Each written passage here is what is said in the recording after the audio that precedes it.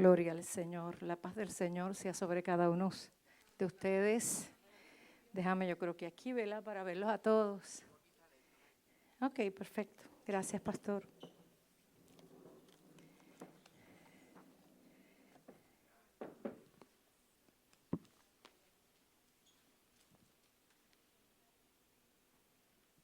Gloria al Señor.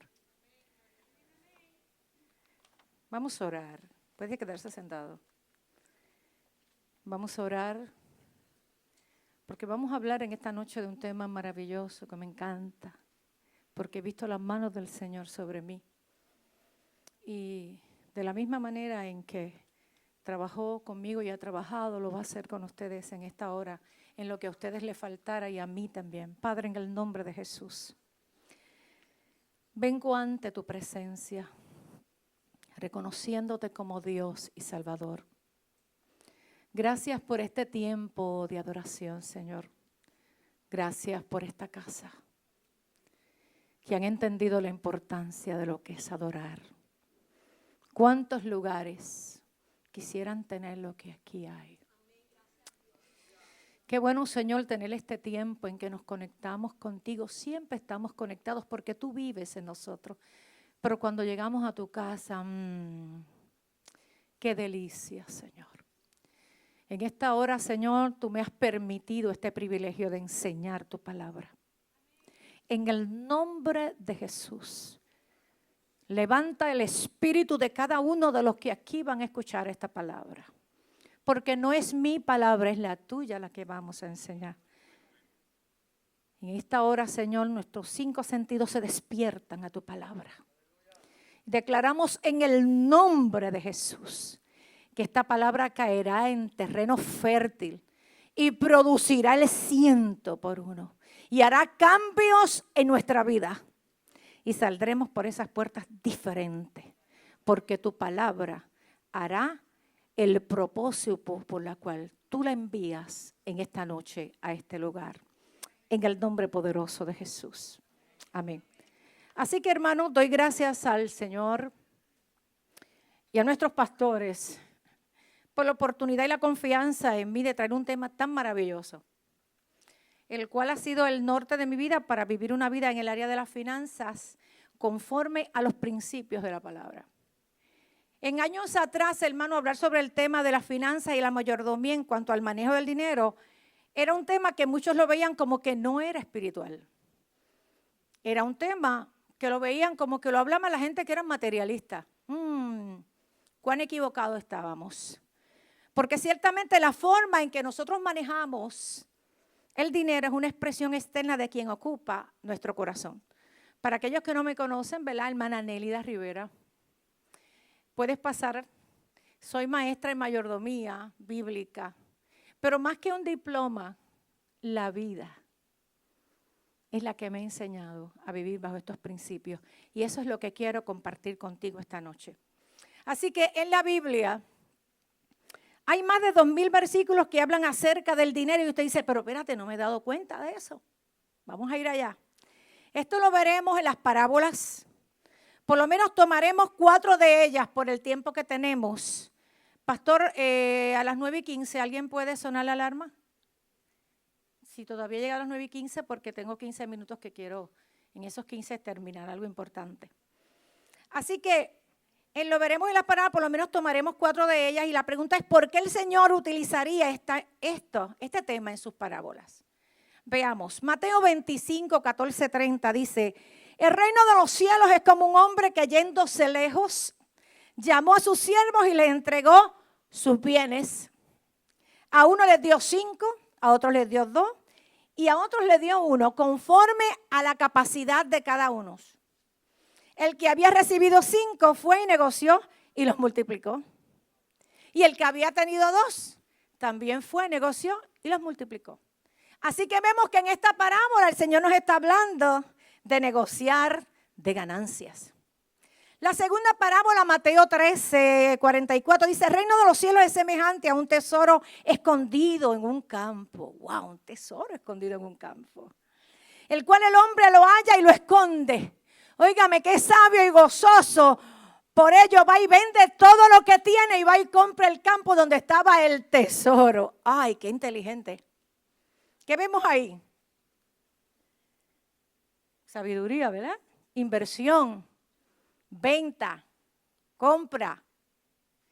Lucas 19, 11, 27. Un hombre noble se fue a un país lejano para recibir un reino y volver. Y llamando a 10 de sus siervos le dio 10 minas. Y les dijo, negociado, entre tanto, vengo.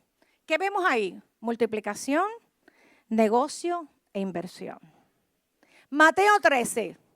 El reino de los cielos es semejante a un mercader que busca buenas perlas. Que habiendo hallado una perla preciosa, fue y vendió todo lo que tenía y la compró. ¿Qué vemos ahí, iglesia? Venta, compra, inversión. Y nos preguntamos, ¿por qué en un tiempo en que la economía de aquel tiempo era una economía agraria, de agricultura, de ganados, no era una economía de negocios como el que conocemos nosotros ahora de mercado? ¿Por qué el Señor utilizó esto? Para enseñar. ¿Por qué? Fíjense, hermano, el tema del dinero es un denominador común en los seres humanos. Usaba esta forma para llamar la atención a todos. Dígame usted si es un denominador común.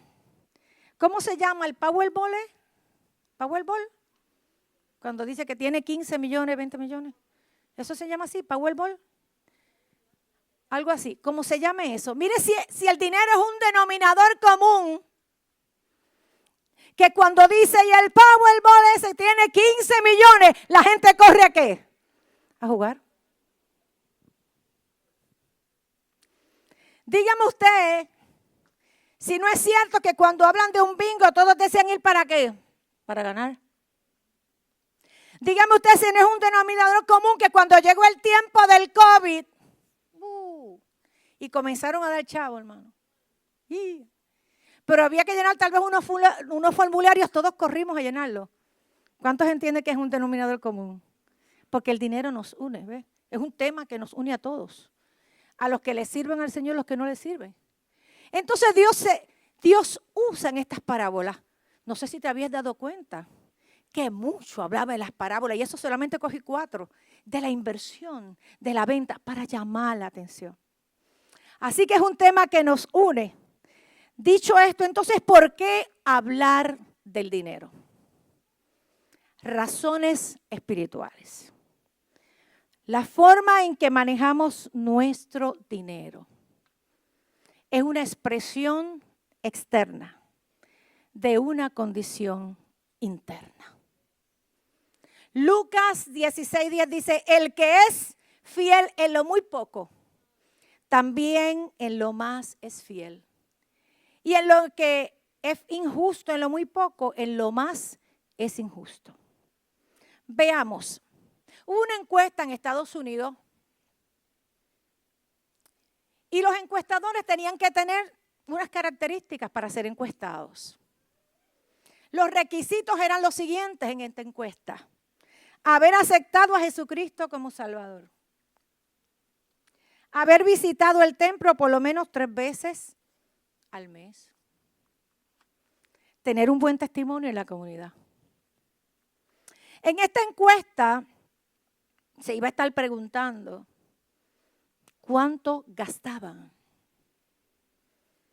cómo iba su matrimonio y cuánto aportaban a la obra del Señor. Pero estaban encuestados a gente que no eran gente del mundo, como decimos nosotros. Eran gente con altos valores morales y cristianos.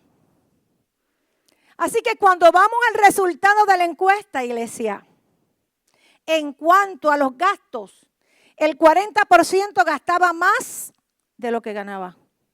¿Con qué usted cree que completaban el resto? Pastor, como el pastor habla, con las tarjetas de crédito. El 40% gastaban más de lo que ganaban. Así que cuanto al divorcio, Eso fue hace muchos años, hermano, y aquí en esta encuesta era el 20%. Yo diría que el 50% de los que se casan se divorcian. Y estamos hablando de adentro y de los que estamos aquí. Y el 90% de los encuestados expresó que el factor de su divorcio era el manejo del dinero. ¿Usted cree que debemos hablar sobre esto? ¿Sobre los principios? En cuanto a la vida espiritual, ¿cuánto aportaban a la obra del Señor? La encuesta dijo que el 34% daba el 10% para la obra del Señor. El 40% daba más o menos un 2%, un 3%. Y el 26% no daba nada. Así que viendo ustedes estos resultados hace unos cuantos años, muchas de estas cosas nos dicen que aún estando dentro del cuerpo de Cristo nos comportamos muchas veces como aquellos que no le sirven. Así que es importante vivir bajo los principios de la palabra que vamos a estar enseñando hoy. Les quiero contar 2 historias. Un agricultor tenía un campo.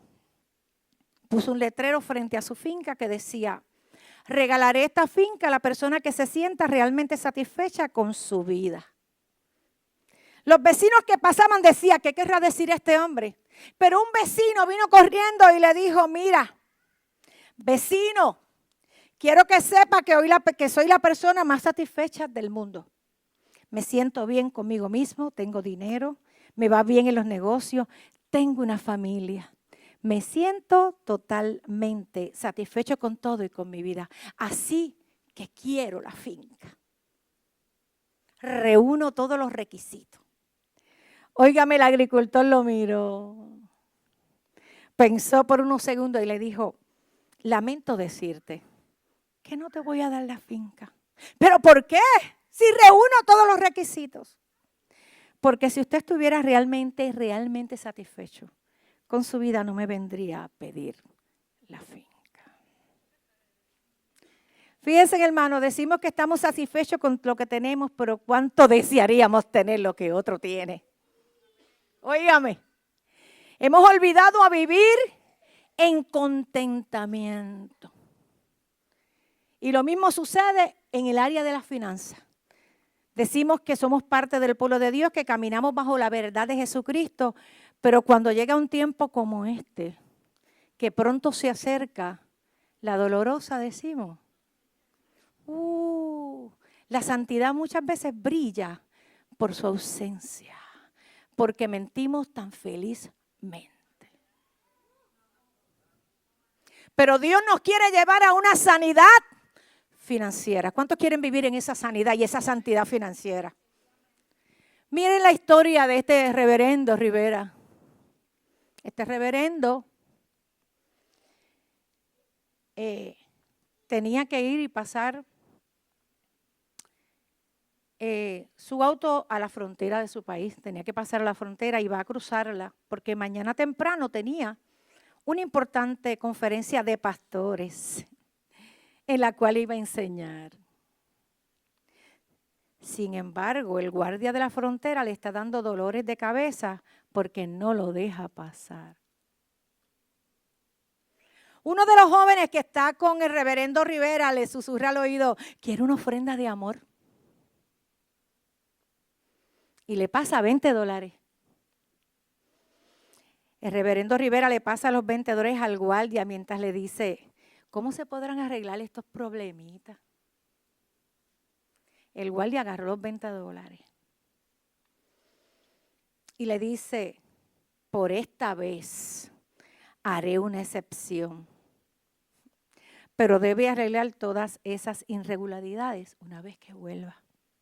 El reverendo Rivera promete que lo hará y con alegría de corazón vuelve a su alto. ¡Ay, qué chévere! Cuando se sienta, se da vuelta y le dice al resto del grupo: ¡gloria a Dios! El Señor abrió la frontera. Y todos los miembros de su equipo comenzaron a alabar al Señor por lo que Dios había hecho. La forma en que yo manejo Mi vida financiera es una expresión externa de una condición interna en el corazón. ¿Qué aprendemos aquí? Óigame, mi hermano, yo le pregunto, ¿qué demostró el reverendo? El reverendo no valoró las leyes de su país, ni tampoco la ley de Dios, porque lo que hizo fue sobornar al guardia para que lo dejara pasar. Todos de alguna manera hemos fallado, hermano. Todos hemos fallado. Alguna área de nuestra vida, y el Señor en esta noche nos lleva por un camino de excelencia. Así que la forma en la que manejamos nuestro dinero es una expresión externa. Ay, pastor, perdone. En nuestra vida. Tenía que tocarla, gloria al Señor. Así la forma en que la que cada uno de nosotros tomamos decisiones económicas muestra los principios y valores que tenemos en la vida. Si usted decide sobornar a un policía de su país, pasar algún equipo de contrabando por la aduana, mentir en su declaración de impuestos, escuchar música, óigame, un disco compacto pirateado que ya eso ni se usa. Esas decisiones económicas simplemente muestran qué es lo que usted realmente valora en su vida, su tiempo, su dinero y qué lugar ocupa la palabra de Dios y Jesucristo mismo en el trono de su corazón. Así que en nuestra vida el dinero compite con Cristo. Ninguno puede servir a dos señores porque aborrecerá a uno y amará al otro, o estimará a uno y menospreciará al otro. No podéis servir a Dios y a las riquezas. Dice la palabra, óigame, el joven rico, cuando le dice al Señor que qué podía hacer para heredar la vida eterna, fíjese, él quería heredar la vida eterna. Y le hace la pregunta al Señor, ¿qué haré para heredar la vida eterna? Y el Señor le dice, guarda los mandamientos. Los he guardado. Pero ahora, ¿qué le dijo? Vende lo que tienes y dalo a los pobres. ¿Usted cree que en el corazón del Señor estaba pelarlo? Que quedara sin nada. Lo que pasa es que el dinero compite, óigame. Es lo único que compite para robar el lugar de Dios en el corazón del hombre. Él no pudo, porque demostró que lo que había en su corazón era el amor al dinero. Así que fíjese, es importante entender que el dinero y las posesiones no son malas.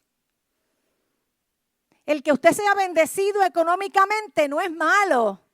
El problema es que el dinero sea el dueño de su corazón y no el Señor. Ahí es donde está el problema. Porque ciertamente si tú has sido bendecido es para que tú bendigas a otro. No es para que tengas el banco lleno nada más y te olvides de tu hermano. No, es para bendecir a otros. Así que en nuestra vida es lo que compite. Óigame, para robar el corazón del Señor en nuestra vida.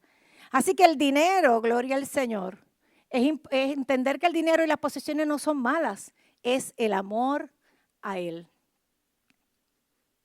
Pero hay una función, la manera en que administramos el dinero afecta la intimidad de nuestra comunión con Dios. Porque si en las riquezas injustas no fuesteis infieles, ¿quién os confiará lo verdadero?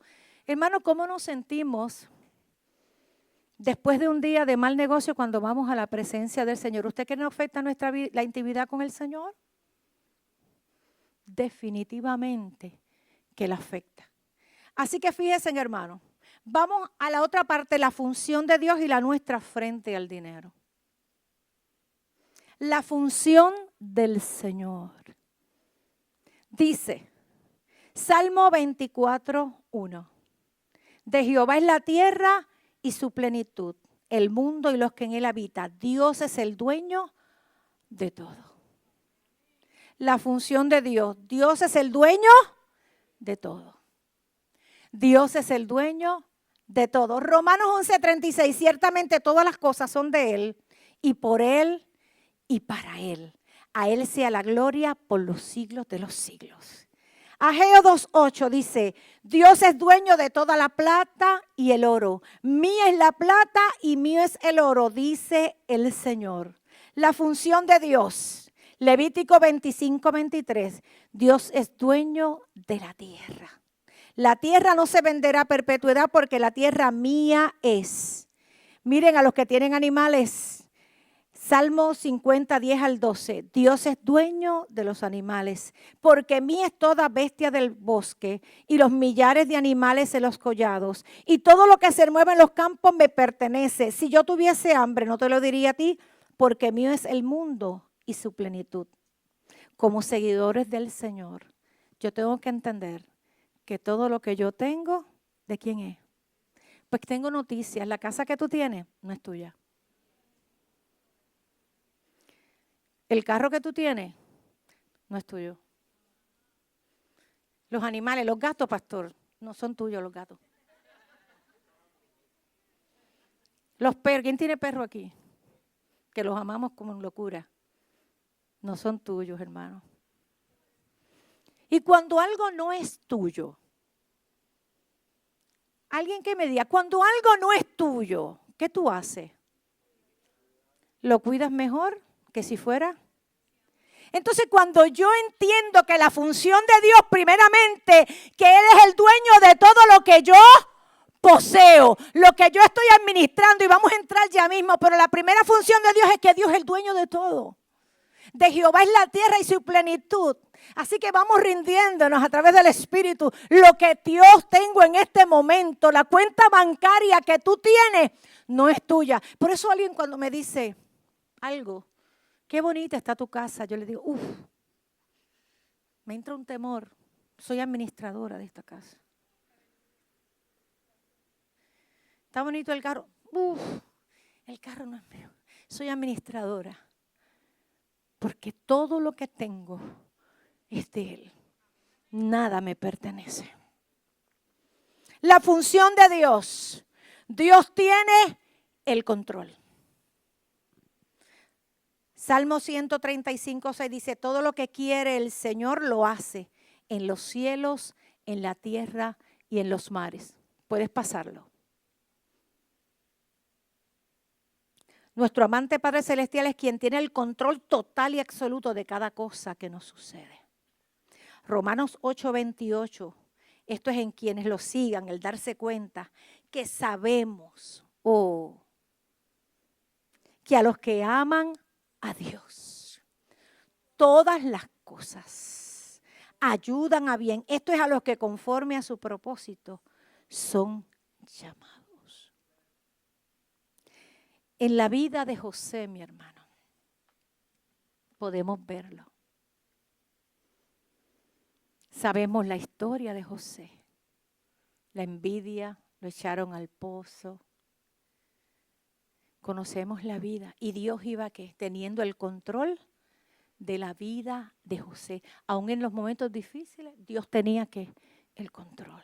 Entonces yo ahora no vivo por lo que siento. Yo vivo por lo que sé. Y sabemos, ¿cuántos lo saben? Y sabemos, óigame, ¿y cómo lo decimos una y otra vez? Y sabemos que a los que aman a Dios, todas las cosas obran para bien porque Dios tiene el control en los cielos y en la tierra. Yo tengo que entender que Él es el dueño y que Él tiene el control de mi vida y de todo lo que está a mi alrededor. Segundo, Dios tiene el control. Y el tercero, Dios provee para nuestras necesidades. Dice Filipenses 4:9, mi Dios suplirá todo lo que os falte conforme a sus riquezas en gloria en Cristo Jesús. Génesis 22:14 dice, y llamó Dios Jehová Jireh, que significa Jehová proveerá. Hermano, Dios es predecible e impredecible. Él es predecible en el sentido de su fidelidad para proveernos e impredecible de la manera en que lo va a hacer. En la Biblia el Señor provee para su pueblo de muchas maneras diferentes y con frecuencia y de modo inesperado. El mismo Señor alimentó con maná a los hijos de Israel durante 40 años en el desierto. Y alimentó 5,000 con tan solo 5 panes que predicó el pastor y 2 peces. Y nos ha prometido que proveerá para nuestras necesidades. Este es el mismo Señor que le dijo a Elías, Elías, yo he mandado, esto es una locura, a los cuervos que te alimenten. Oh, yo no sé si usted puede entender esto, si usted puede saborear la palabra. Yo le he dado orden a los cuervos que es algo contrario, porque es para que se la coman por el camino. Y no le envió cualquier cosa. Le traían pan y carne por la mañana y pan y carne por la tarde. Ese es el mismo Dios nuestro. ¿Cuántos pueden adorarle? Ese es el mismo Dios nuestro. Bendito sea el nombre del Señor. Aleluya. Así que Dios es el dueño. Esa es la función de Dios. Que Él es el dueño de todo lo que yo tengo. Que Él es el dueño de todas mis posesiones. Que Él tiene el control. Y que Él provee para mis necesidades. Miren lo que dice Mateo 6:25, que esto me voló la cabeza cada vez que lo leo. Dice, no vivan pensando en qué van a comer. ¿Qué van a comer? ¿Qué van a beber? ¿O qué ropa se van a poner? La vida no consiste solamente en comer, ni Dios creó el cuerpo solo para que lo vistan. Miren los pajaritos que vuelan por el aire. Ellos no siembran ni cosechan, ni guardan semillas en graneros. Sin embargo, Dios, el Padre que está en los cielos, les da, óigame, todo lo que necesitan. Y ustedes, mira, en un signo de exclamación. Y ustedes son más importantes que ellos. ¿Creen ustedes que por preocuparse vivirán un día más? Aprendan de las flores que están en el campo. Esto es como romántico. Ellas no trabajan para hacerse sus vestidos. Sin embargo, les aseguro, óigame, les aseguro, le decía el Señor, que ni el rey Salomón, cuando usted estudia el rey Salomón, era una de las características del rey Salomón era que se tiraba la ropa todo el tiempo. Dice, ni el rey Salomón se vistió tan bien como ellas, aunque tuvo muchas riquezas.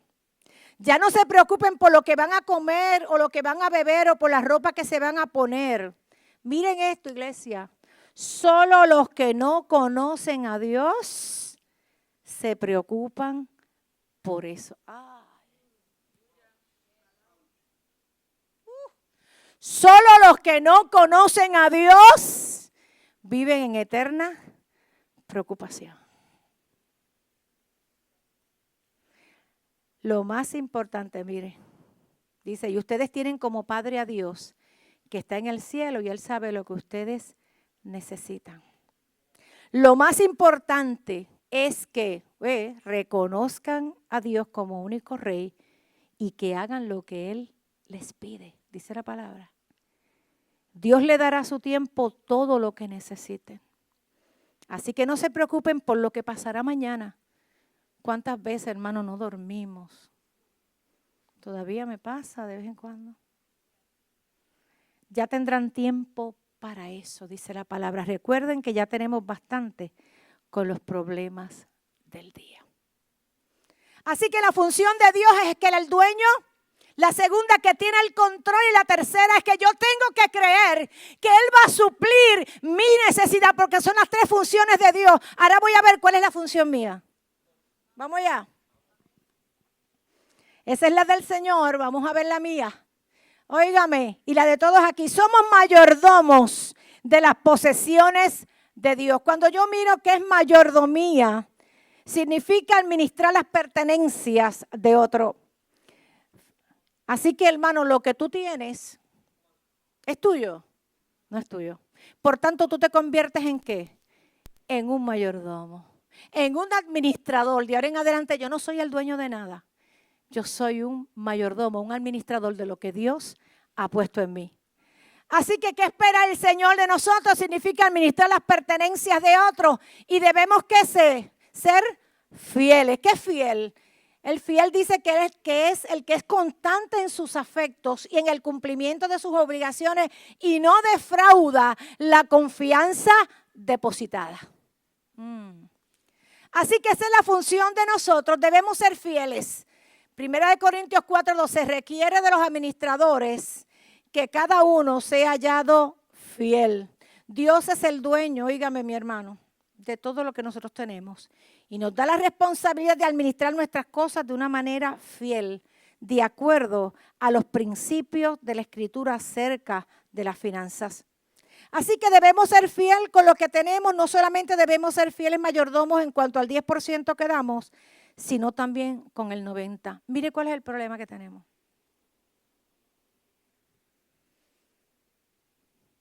Nosotros vemos el 10% como santo. Pero ¿qué hacemos con el 90%? Es tan santo como el 10 que diste. Ahí es donde está nuestro problema. Óigame, ganamos 200 y venimos y echamos en el sobrecito 20. Aunque ahorita vamos a hablar que en la gracia no se trata de 1%. El Señor nos lo dio todo. Aleluya. Pero ¿sabe una cosa? El 90 tú tienes que entender que es tan santo como el 10 que entregaste. Y si nos diera el tiempo, vamos a hacer un presupuesto en esta noche. ¿Ok? Si nos diera el tiempo. Si no, yo les prometo y le pediré permiso al pastor para a nivel personal, aquel, ¿verdad?, que yo tenga que ayudarle. Así que, fíjense, hermanos, debemos ser fieles. Fieles en las pequeñas cosas. Dice Lucas 16:10, el que es fiel en lo muy poco, también en lo más es fiel. Y el que en lo muy poco es injusto, también en lo más es injusto. Óigame, mi hermano, el que es fiel en lo muy poco, lo leímos, pasamos. En la fidelidad, Cristo nos bendice de 3 maneras.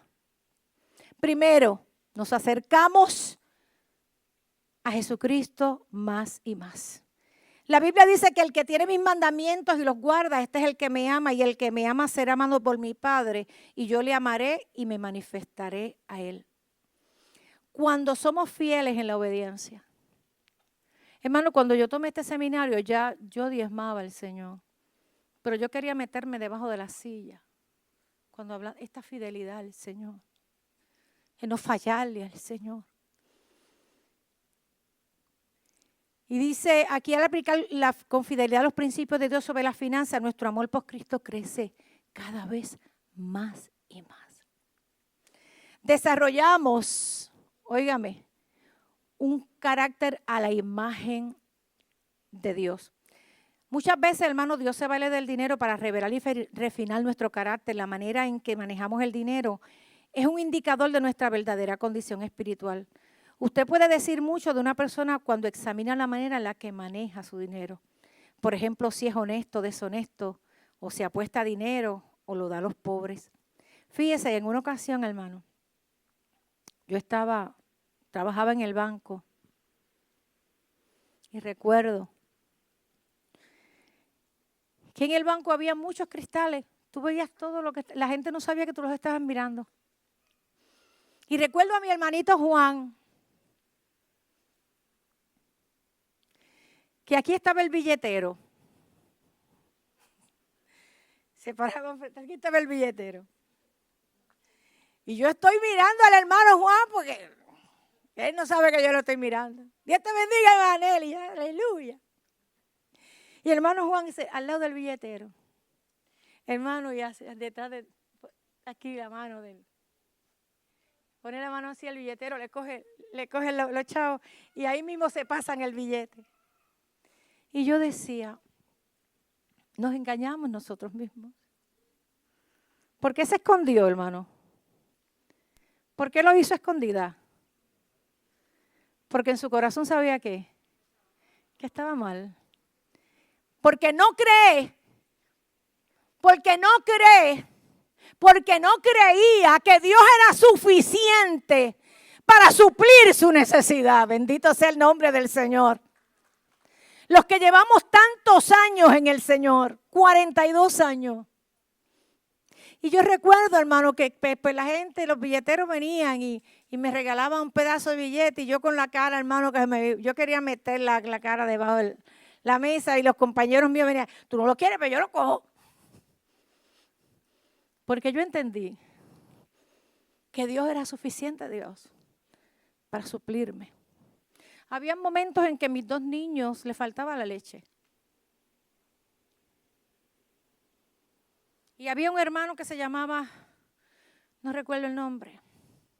Siempre que me saludaba, me decía, hermana Nelly, Dios le bendiga. Y me echaba $20. Y era el momento en que yo necesitaba comprar la leche Carnation, que era la que le daba a mis hijos. Y yo decía, Señor, yo necesito que mañana el hermano llegue al banco. Porque no fallaba. Óigame, y cuando se abría la puerta, el hermano había llegado. Y me daba los $20. Cada vez que yo pasaba una necesidad, y se lo digo ante la presencia del Señor, abría la Biblia, mirar los lirios del campo, y yo, está bien. Hermano, delante de Dios estoy. Volvía y tenía una necesidad y volvía y la abría a mirar los lirios del campo. Y yo, bendito, ok, Señor, ok. Y así lo hizo 1, 2, 3, 4, todas las veces que fue necesario. Así que, hermano, en la fidelidad Dios nos bendice, desarrollamos un carácter a la imagen de Dios. Aprendemos los principios y aprendemos a depender de Dios.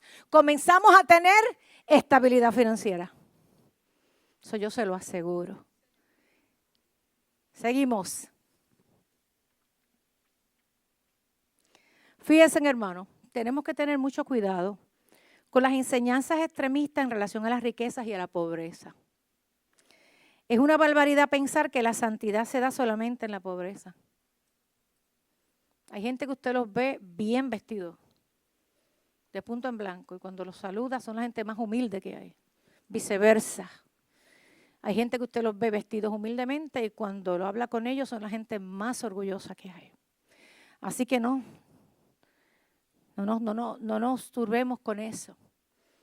Fíjese, el dinero y las posesiones pueden usarse para bien o para mal. Un número importante de la Biblia, óigame, de hombres de Dios eran hombres ricos. Y nosotros vamos a ver la tabla de las 3 perspectivas. Óigame, la pobreza, la prosperidad y la mayordomía, que es la que nosotros, el Señor nos está enseñando a vivir. Recuerden, hermanos, que hubo un tiempo en que este tema de la prosperidad era una cosa, y me entiendo que los pastores se acuerdan, unas enseñanzas extremistas completamente fuera de la palabra del Señor. Pero en esta noche, óigame, ese espíritu de pobreza que muchos tienen, porque hay gente que tiene un espíritu de pobreza, y lo vamos a ver aquí, que piensan que las posesiones son malas. Uy, tener dinero es malo, eso es pecado. Eso es un espíritu de pobreza, un pensamiento de pobreza. Piensa que el trabajo es para las necesidades básicas. La pobreza en los cristianos piensan que hay que ser ¿qué? Pobre. No es que hay que ser pobre. Yo nací ahí, oye, 42 años atrás. Los carnales y los perdidos son los únicos que pueden ser ricos. En la pobreza damos porque es un deber. No es que tengo que dar, porque el Señor, si no el Señor me mata. Ay, Señor, pues que estoy es una maldición. Es una cosa que no dan por qué, con alegría ni por amor. Eso lo veremos más adelante. Damos porque es un deber y gastamos ¿qué? Con miedo. Vamos al supermercado y eso es un miedo. Hoy en día, lógicamente, hay que ir con una lista. Pero hay gente que tiene un espíritu de pobreza que lo que van buscando es la lata torcida, los especiales, pero aunque la lata esté mohosa, aunque la lata esté partida, esté hundida, porque ellos piensan que eso es lo único que se pueden ¿qué? Llevar y comprar. Entonces en la prosperidad, las posesiones es un derecho porque yo soy hijo de un rey. En la prosperidad trabajo para hacerme rico. En la prosperidad los cristianos tienen que ser ricos. En la prosperidad los carnales y perdidos son los que tienen que ser pobres. En la prosperidad damos porque recibiremos. Óigame, deme 500, que Dios le va a dar 1000, dele 1500, que Dios le va a dar 3000. Tú sabes la gente que fue engañada. Ciertamente que cuando damos con amor somos bendecidos, pero no de esa forma. En la prosperidad gastamos superficiales. Hay que tener todo, mira, de la última moda, todo superficial, porque es que apariencia. Pero en la mayordomía, iglesia, en la que estamos nosotros, las posesiones, es una responsabilidad para ser buenos mayordomos, porque nada de lo que tenemos es nuestro. En la mayordomía el trabajo es para servir a Cristo. En la mayordomía los cristianos tienen que ser fiel. En la mayordomía los carnales y los perdidos son los infieles. En la mayordomía damos porque amamos a Dios. Quiero pararme ahí. Iglesia, damos por amor. Yo quiero decirte algo. El principio del diezmo. Y yo no vengo a hablarte solamente aquí del diezmo, no. Yo te vengo a hablar completo de los principios bíblicos a nivel financiero para que nuestra vida tenga una estabilidad financiera conforme a los principios del Señor. Pero cuando tú vas al Antiguo Testamento y tú ves a Abraham, aquella victoria que tuvo, de toda la gente que dice ahora, yo lo respeto, que no hay que diezmar, que no hay esto, yo lo respeto.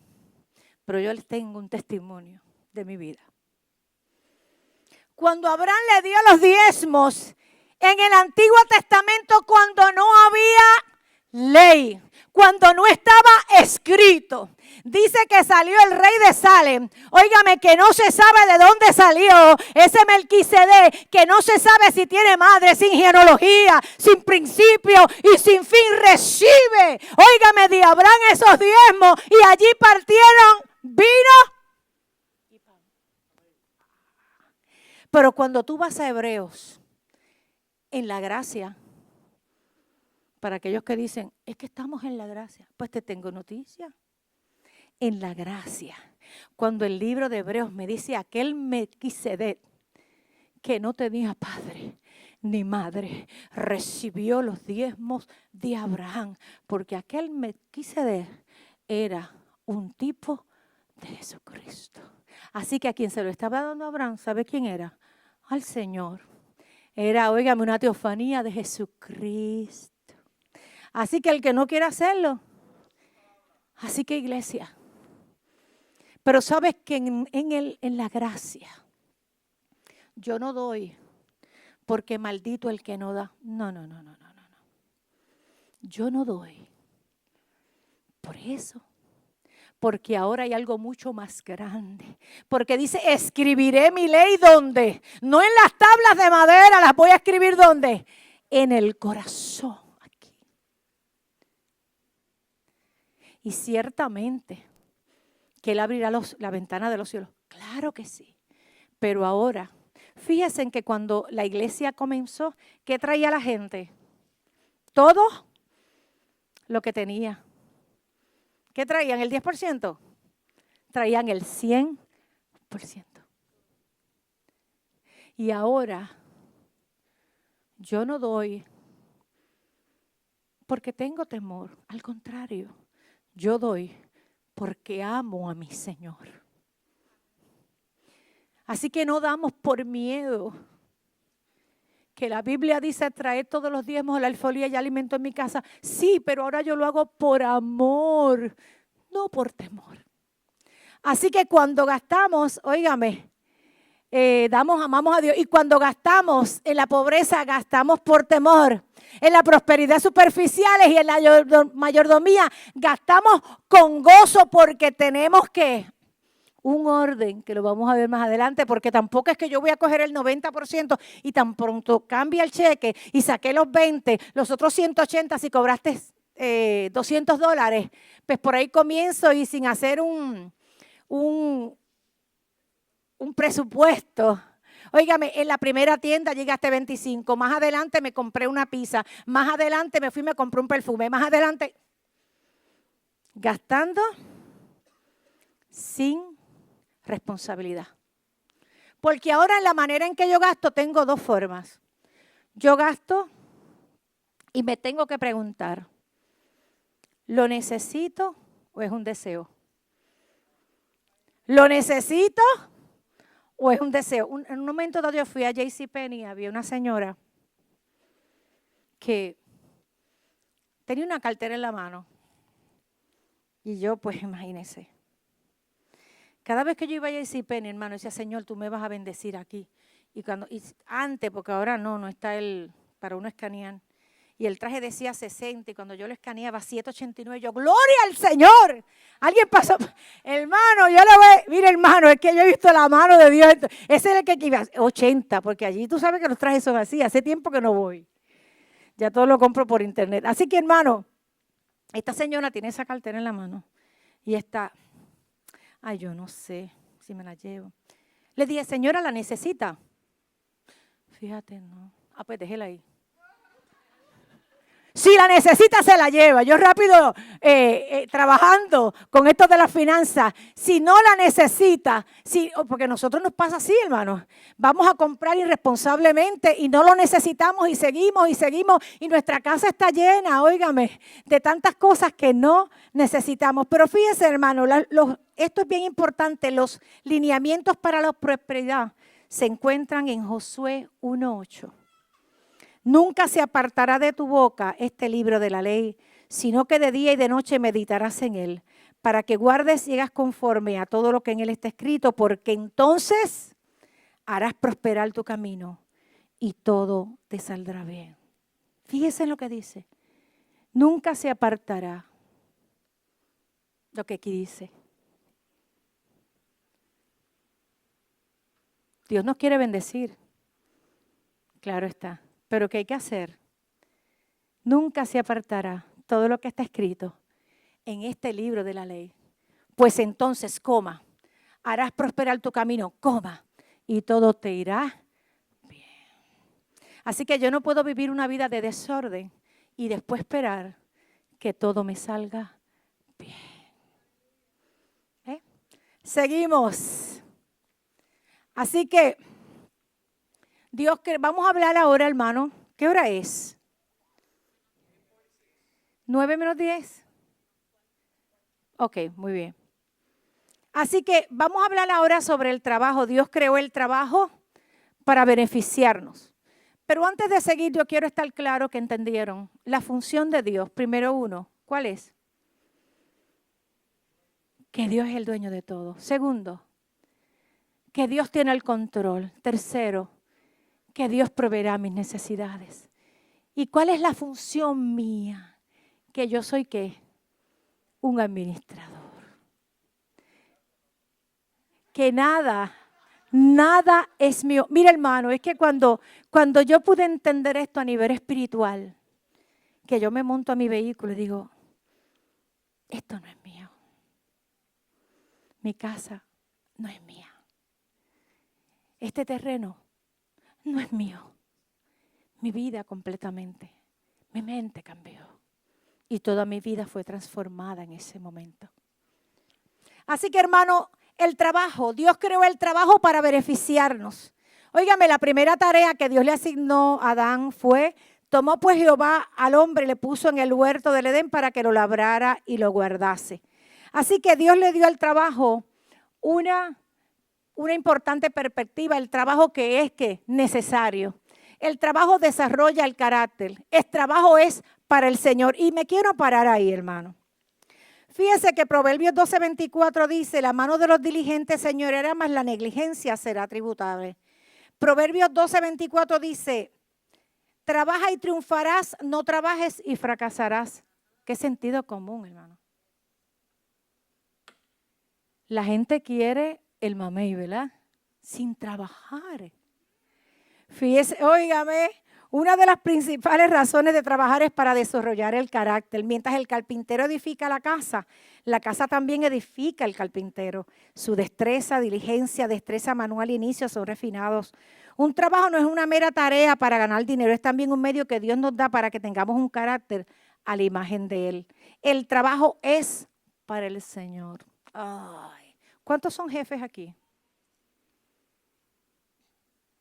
Ok. Fíjese, los demás trabajan para alguien. Qué horrible es escuchar a alguien maldiciendo al jefe.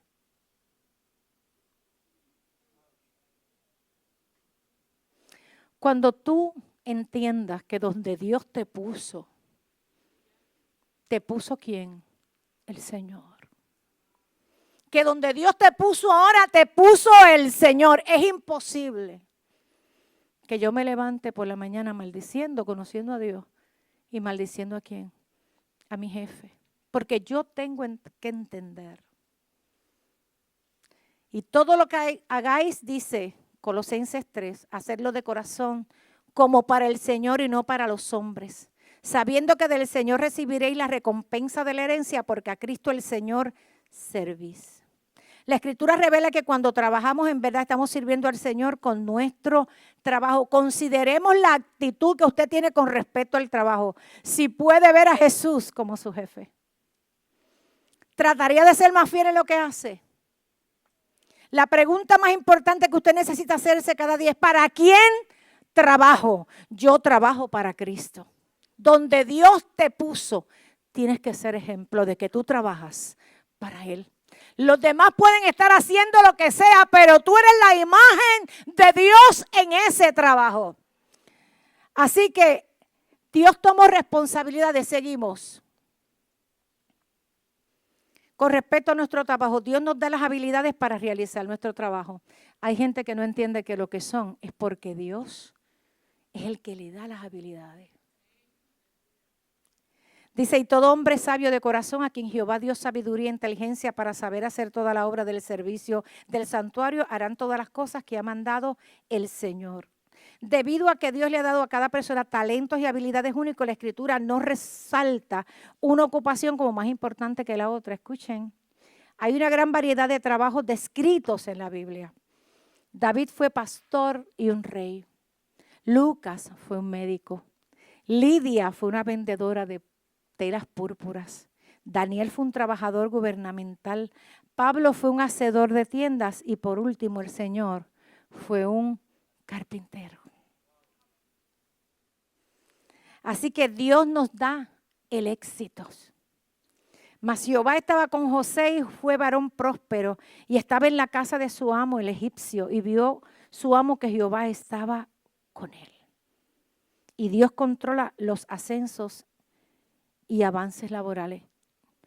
No difames a tu compañero porque tú quieres subir más arriba.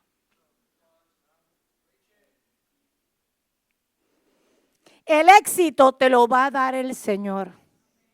Donde José se metía, la gente se daba cuenta que Dios estaba con José. Y tú tienes que entender que la Biblia dice que el bien y la misericordia te van a ¿qué?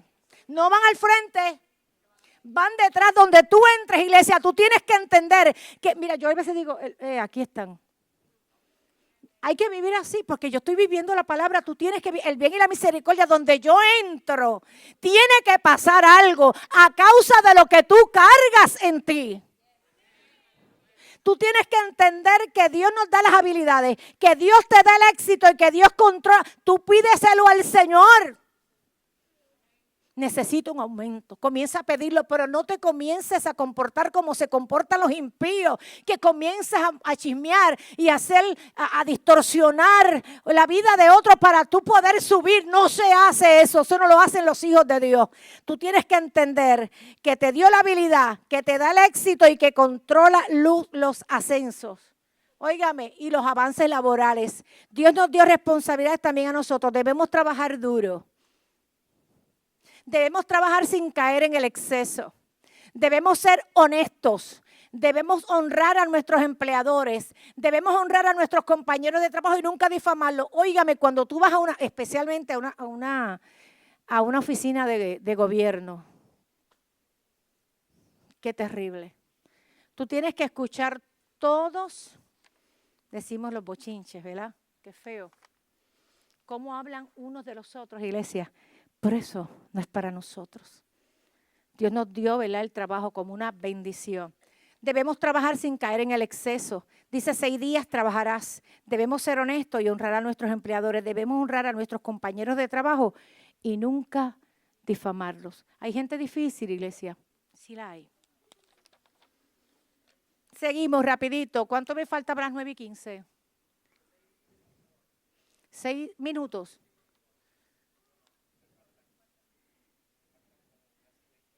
Ok. Seguimos. Dios nos enseña a pedir consejo. ¿A quién yo le voy a pedir consejo? ¿Ustedes recuerdan a Jetro cuando aconsejó a Moisés? Así que escucha el consejo y recibe la corrección para que seas sabio. Hay gente que no le gusta que tú le digas nada. Pero mi hermano, si un hermano es bendecido financieramente y tú ves que le ha ido bien, ¿voy a ir yo a uno que no sabe sumar ni 2 más 2 es 4? Pues yo voy a ir a buscar consejo en gente que yo entiendo que me pueden aconsejar. Debemos buscar consejo en la palabra del Señor. Ese es el mejor manual, Hebreos 4:12. Porque la palabra de Dios es viva y eficaz y más cortante que toda espada de 2 filos y discierne los pensamientos y las intenciones del corazón. Ustedes ven que voy rápido, hermano, porque este es un seminario de 3 días y solamente tengo 1:30 para traer el insumo de esto. Debemos pedir consejo a nuestro cónyuge. Claro que los matrimonios, cuando se unen, cuando entienden esto, los matrimonios que están escuchando esto cuando salen, oye, negra, esta casa no es nuestra, es del Señor. Negra, este carro no es nuestro, es del Señor. Negro, la cuenta bancaria, porque se supone que sepan cada cual lo que tienen cada uno, ¿eh? Si en lo poco fuiste fiel, en lo mucho te pondré. Eso es del Señor. Y comienza la mente de uno a cambiar, a uno a afirmarse conforme a los principios de la palabra. Debemos pedir consejo a nuestros padres. Si tenemos padres sabios, claro que sí. Dice, guarda, hijo mío, el mandamiento de tu padre y no dejes la enseñanza de tu madre. Átalos siempre en tu corazón y enlázalos a tu cuello. Te guiarán cuando andes. Cuando duermas te guardarán, hablarán contigo cuando despiertes. Debemos pedir consejo a consejeros cristianos de buen testimonio. Debemos huir de los adivinadores, medium y espiritistas. Mira, hermano, hay gente que todavía, sin tú querer, yo no sé si todavía, pero yo recuerdo que en los periódicos siempre estaba el horóscopo, ¿verdad?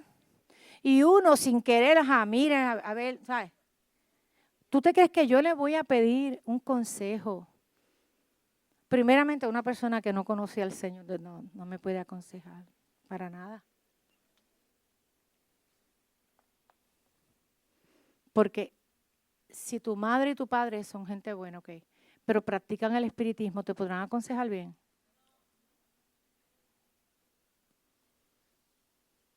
Así que necesitamos pedir consejos a personas de buen testimonio. Debemos huir de los adivinadores, medium y espiritistas.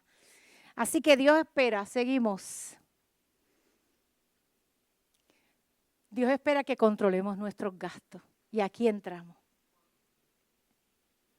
Aprende a contentarte. Dice el apóstol, no lo digo porque tenga escasez, pues he aprendido a contentarme cualquiera que sea mi situación. Sé vivir humildemente y tener abundancia en todo y por todo. Estoy enseñado así para estar saciado, como para tener hambre, así para tener abundancia, como para padecer necesidad. Todo lo puedo en Cristo que me fortalece. El primer principio para controlar nuestros gastos es el principio del contentamiento. ¿Qué problema? Gózate con el carro que tienes. Si no puedes pagar otro, ahórrate que no es tuyo ahora. Ama el Toyotita, ama el Datsun, ama el Kia, ama el Hyundai. Aprende a contentarte con la casa que tienes. Y los que no tienen, hay ayuda de 45 y 55, después me pueden hablar, ok, llamarme. Los que no tienen casas en 45 y 55 mil, después me llaman. Pero si la tienes propia, gózate con la que tienes. Y más adelante puedes hacer un presupuesto. en el cual yo te puedo ayudar y si quieres agrandar una cosita aquí, una cosita acá, pero gózate. Y el problema que tenemos es que no estamos contentos con lo que tenemos. Aprende a contentarte. Sé vivir humildemente. El apóstol decía, yo he pedido y he estado en escasez, pero en todo estoy contento. Rechaza la codicia. No, óigame, no quieras tener lo del otro.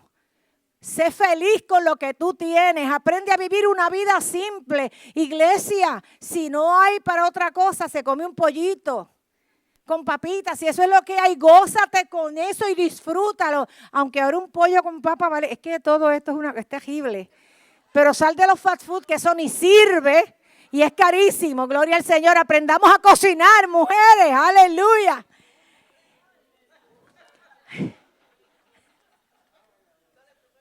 Proveer a los necesitados a través del cuerpo de Cristo. Miren, hermano, porque no digo esto para que haya otro holgura y para vosotros esteche, sino para que en este tiempo con igualdad, si tú sabes proveer a los necesitados, si tú sabes que tú tienes. La Biblia dice que sabiendo que tu hermano te falta y tú teniendo, eres peor que un impío. Resiste a la influencia de la publicidad. Hermano, si el celular que tú tienes te funciona, qué problema. Que tengo que tener el último. Qué problema. Qué lucha. No lo puedes pagar, pero lo quieres. Qué problema. Desarrolla y pon en práctica un plan, un presupuesto. Mire, hermano. Ese presupuesto, el que no lo sabe hacer, yo le puedo ayudar. Seguimos, porque tengo poquito tiempo. 5. El Señor nos exhorta a través de la palabra. Nos llama, no, mire esclavos cuando estamos en deudas. El rico se enseñorea de los pobres y el que toma prestado es siervo del que presta. La palabra nos desanima a endeudarnos en el Antiguo Testamento, nos desanima a tener deuda. La palabra nos desanima a endeudarnos en el Nuevo Testamento. La palabra nos prohíbe hacer presunción del futuro. Mire, hermano, ¿usted se acuerda una canción que decía, es que es por eso que yo le debo a cada santo una vela? ¿Algo se acuerdan de eso? Hermano, la Biblia nos llama esclavos cuando debemos dinero, porque es que no, como no hemos hecho un presupuesto, ni hemos vivido conforme a los principios, hacemos un préstamo aquí. Yo no sé si existen todavía las financieras, pastor. Al 20 y pico y al 30, es que eso, yo no puedo. De hecho, los otros días me llamó y yo dije, muchacha, tú eres loca.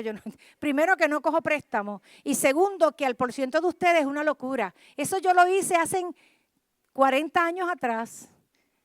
Pero ya no, porque aprendí. Así que, hermano, nos llama esclavos, dice, nos desanima endeudarnos y nos prohíbe la presunción del futuro. Esto lo veo mucho en los bienes raíces, cuando la gente dice, es que quiero comprar una casa porque voy a coger una herencia y nunca la cogen y se embrollan con otras personas porque piensan que van a recibir la herencia y no lo reciben. La palabra nos hace responsables del pago de nuestras deudas y Él nos muestra por qué nos endeudamos, por falta de conocimiento, falta de planeamiento y disciplina, satisfacción propia. Y Dios nos lleva por el camino de la sanidad financiera. Nos dice que oremos, que no adquiramos nuevas deudas, que hagamos una lista de las deudas y hagamos presupuesto, que desarrolle un plan para controlar gastos por escrito, establezca un plan de pago para cada deuda, considere tener un ingreso adicional, reduzca los gastos, adquiera sus deudas de una manera bíblica y evite ser codeudor. Y antes de terminar, porque voy a hacer algo, le voy a pedir a la hermana que me reparta esto. Quiero que escuchen esta palabra, Proverbios 13, 21, 22. El hombre honrado deja herencia a sus nietos, pero las riquezas de los pecadores están reservadas para el justo. ¿Tú escuchaste eso? El hombre honrado deja herencia a sus nietos, pero las riquezas de los pecadores están reservadas para el justo. Por eso yo cuando veo a los ricos que tienen más, digo, sigue, porque después eso es para mí. Eso es lo que yo digo. Sigue haciendo chavo, porque son para mí. Dice Eclesiastés 2:26, porque el hombre, Dios da la sabiduría, conocimientos y alegría a quien es de su agrado. En cambio, al pecador le impone la tarea de acumular más y más para luego dárselo todo a quien es de su agrado. Ojo, deleítate en Él y obedece su palabra. Quiero cerrar con esto.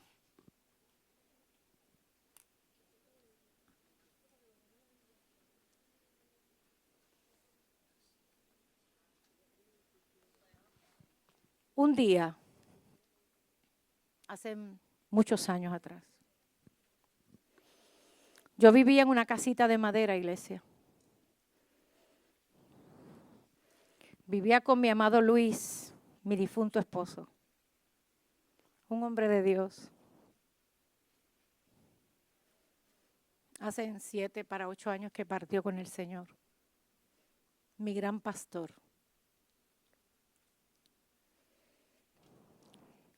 Luis era un hombre bien inteligente, pero era una crisis. No sabía, tenía crisis, no sabía administrar. Y llegué yo a su vida.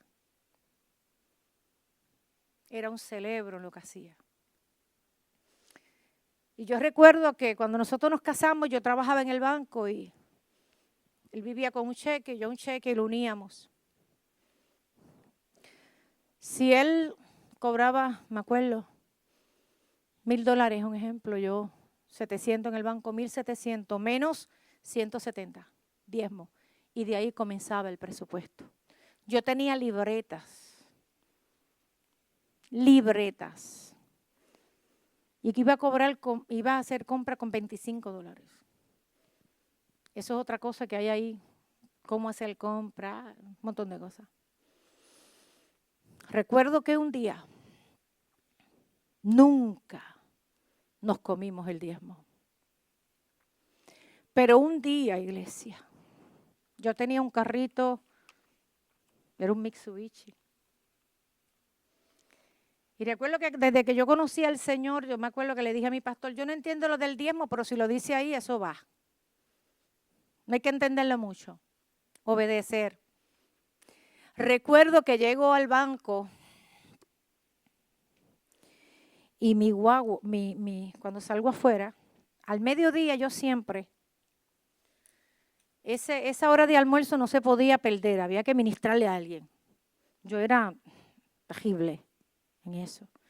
Ayunaba todos los días, hermano, hasta embarazada me caía. Esas son cosas que no se hacen en nuestra ignorancia. Embarazada y ayunando. ¿Tú puedes creerlo? Eso lo hacía yo. Qué bueno que he aprendido. Y todos los usuarios escuchaban la palabra al mediodía. Recuerdo que cuando voy por la tarde a ver mi carro, estaba la goma vacía. Cuando abrimos a ver la respuesta, hermano, no se podía usar. Recuerdo a mis compañeros de trabajo riéndose. Yo era la pastorcita de la esquina. Así me decían, la pastorcita de la esquina. Hermano, quien me prestaron una goma. Una de las compañeras de trabajo me prestó una goma, que esa era la única diferente de aquellos compañeros.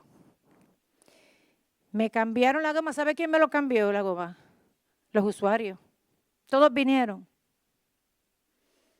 Yo me monté en aquel carro estándar, hermano, no había más nada. Yo tuve que aprender estándar. Cuando me tocaba una cuesta así para dejar los nenes hermanos, yo estaba orando. Bueno, aprendí.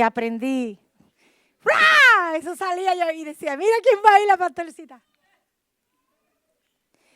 Pero ese día, iglesia, yo iba a gritos dentro del carro, a gritos. Llegué a casa. Yo doy gracias a Dios por los esposos que conocen a Dios. Mi esposo, yo me fui al piso, a gritos, llorando. Y puse la Biblia en Malaquías ahí. Puse la rodilla encima. No lo puedo ahora porque me duelen las rodillas. Y llorando. Así estaba yo, a gritos. Y le dije al Señor lo siguiente: Señor, mira la mofa de mis compañeros. Señor, mira donde vivo, en esta casita de madera que la murcielaguina cae por las 4 esquinas. Gracias a Dios que mis hijos nunca se enfermaron. Puse la Biblia donde dice Malaquías. Le dije al Señor: desde que te conozco, nunca te he faltado en esto. Pero si en algo te he faltado, perdóname. Pero si la Biblia dice, y esto es cierto, que yo traiga los diezmos al alfolí y va a haber alimento en mi casa. Dice que tú vas a abrir las ventanas, y si el cielo tiene ventanas, tienen que ser grandes. Yo te pido ahora que si esto es cierto, se cumpla. Y oigo la voz del Señor. Ay, hermano. Hermano, el Señor habla. Oigo la voz del Señor que me dijo: dile a tu esposo que se lance. Él quería comenzar un empleo, un trabajo solo, que yo voy a estar con él. Y mi esposo sabía que si yo le decía algo, él no estaba, ay, que Dios me lo confirme. Le digo: así te dice el Señor, lánzate. Mi esposo empezó esa misma semana. No teníamos nada, iglesia. 0 en la cuenta bancaria. 0. Yo no tenía nada ni él, pero teníamos cabalgados por una palabra que Dios dijo. Fui donde mi hermano. Me prestó $2,000 para la nómina. El primer trabajo de mi esposo, no se me puede olvidar, fueron de $17,000 en aquel tiempo. Porque Dios dio una palabra. Y aquellas personas que nos prestaron fueron $6,000. Inmediatamente le dimos los $6,000 y jamás, hasta hoy, las ventanas de los cielos se han cerrado. Eso lo viví yo y lo vivo así.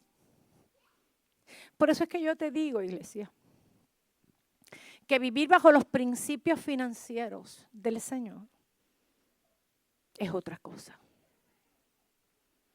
Si Dios lo ha hecho conmigo. Cada vez que mi esposo me decía, negra, ahora porque el trabajo está flojo, yo iba, Señor, las ventanas. Delante del Señor, Señor, las ventanas, no se pueden cerrar. Tú dijiste que iban a estar abiertas. ¡Pum! Y comenzaba el trabajo otra vez. Compramos, que los pastores son parte de eso. Compramos 2 terrenos. Hicimos aquella casa que no se la debíamos a nadie. Y hasta el día de hoy yo no le debo a nadie. Pero eso no es por mí. Eso es la gracia del Señor. Así que, iglesia, eso es para todos los que estamos aquí. Yo les entregué algo.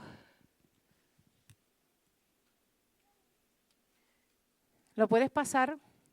Esto es para el que lo quiera hacer.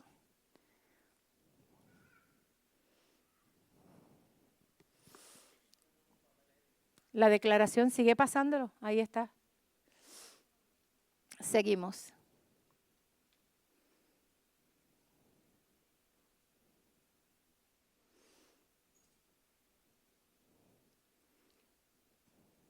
Ok.